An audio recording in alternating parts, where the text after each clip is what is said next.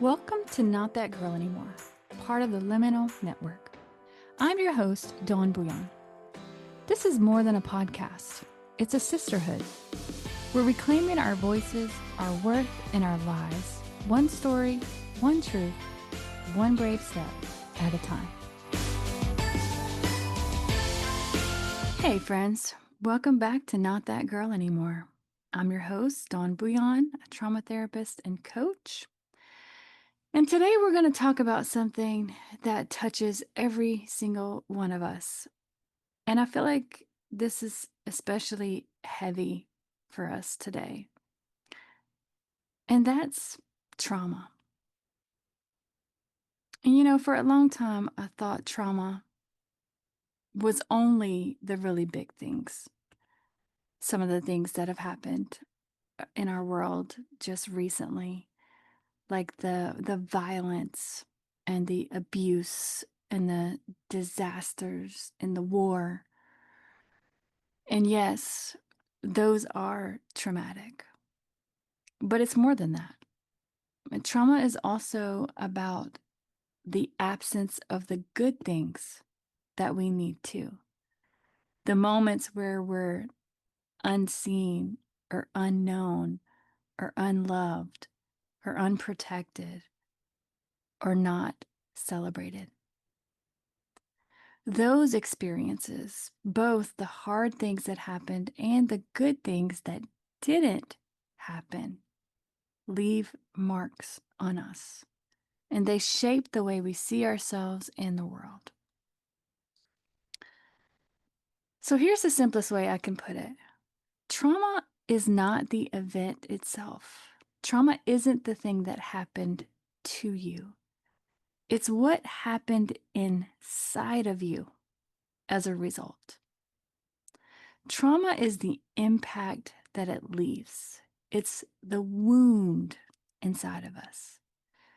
It's the disconnection that happens when something overwhelms us and we lose our sense of safety, power, and worth.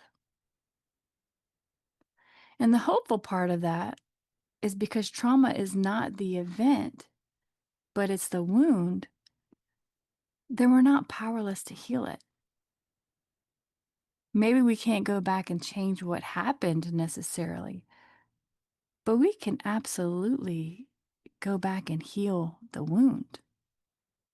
And healing it doesn't erase it, but it changes the way that it lives inside of us.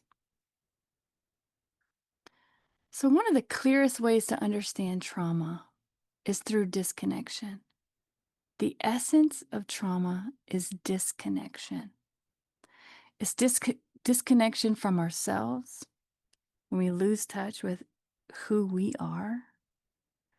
It's disconnection from our body when it no longer feels safe to be in our own skin, or we don't pay attention to what our body's communicating with us. It's disconnection from our emotions when feelings seem too overwhelming, or they're not safe, or we have to suppress them. And it's disconnection from our gut, our intuition, when we stop trusting our inner knowing and we start second guessing ourselves. That's the essence of trauma. It forces us to turn away from parts of ourselves in order to survive. And healing is about gently coming back home to those parts, to ourselves, our body, our emotions, and our inner wisdom. But many people don't even realize that they're carrying trauma. Maybe you feel like what you went through was just normal. Or maybe you were told to just get over it. Or maybe you learned to push it down with positivity, or you were told just to pray about it. That's what we call spiritual bypassing. We use faith or nice sounding words to avoid facing what's really going on inside. But here's the truth. Pain that is bypassed doesn't go away. It just goes underground. And it shows up later in our bodies, in our emotions, and in our relationships until we finally turn toward it with honesty and compassion. Healing requires truth. We got to be honest about it. God meets us in our pain, not in our pretending. And because trauma lives not just in the mind, but in the body, it shows up in our nervous system. That's where we see our fight and our flight and our freeze and our fawn responses. These are how we've learned to survive. It's not weakness. They're signs of how your body has worked to protect you. And the body remembers everything. And it doesn't lie. And it's always communicating with us.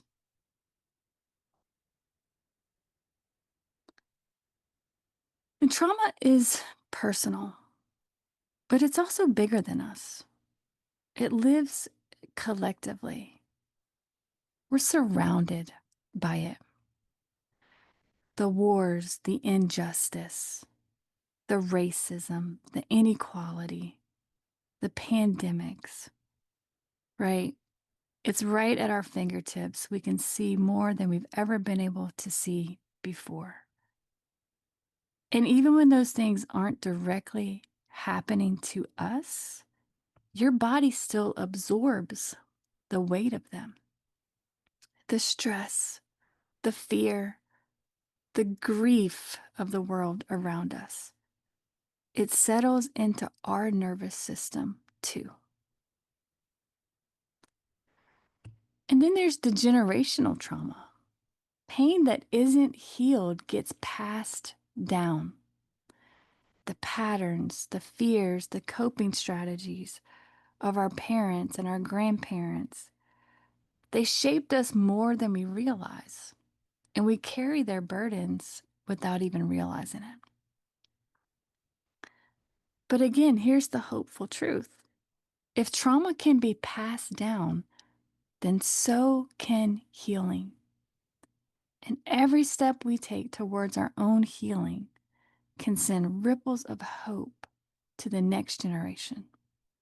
The cycle doesn't have to continue with us. But there is a cost to not healing. So what happens if we don't face our trauma? It doesn't just go away. It doesn't disappear. It leaks out. It shows up in our bodies as stress and anxiety and depression and illness. And it shows up in our relationships as conflict and distance and repeating painful, harmful patterns. And it shows up in our work as burnout or perfectionism or never feeling good enough. And unhealed trauma convinces us that there's something wrong with us, that we are the problem, when really it's the wound inside of us that's crying out for attention. And it doesn't even stop with us. If we don't do the work to heal, then we're going to pass our pain to the people around us. We're going to pass it to our children, to our partners, to our communities. You can see that in the world today. The violence, the hatred, the division, so much of that is the result of unhealed pain and trauma. And that is why healing matters. Because we cannot be a part of healing the world around us if we're not willing to heal ourselves first, to reconnect to the parts of us that we had to abandon in order to just survive. So, what does this healing even look like? Healing is turning back towards yourself with compassion and curiosity. It's reconnecting to that little girl or that little boy inside of you who was wounded and saying, I see you. I'm here for you and I care. And it's paying attention to your body.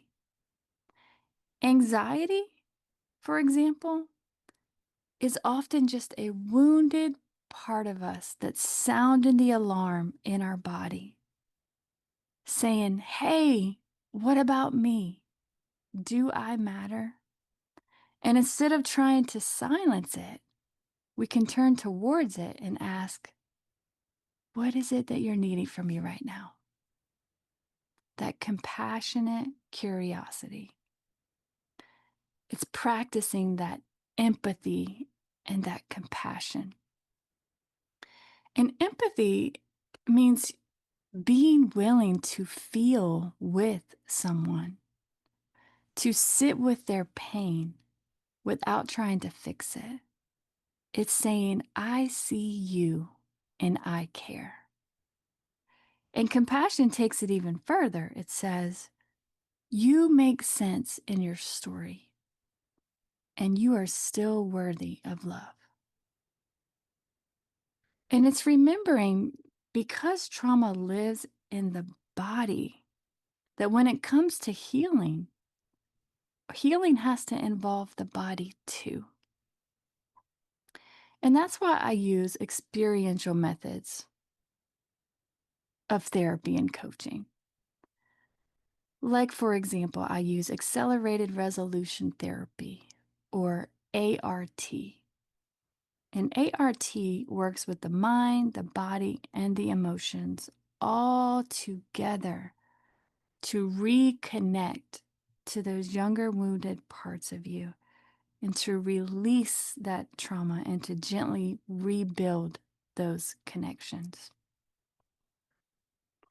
And talk therapy does have a place, but with trauma, we often need more than that.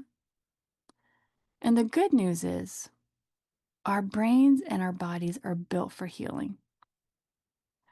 A little word called neuroplasticity means we can rewire our brain.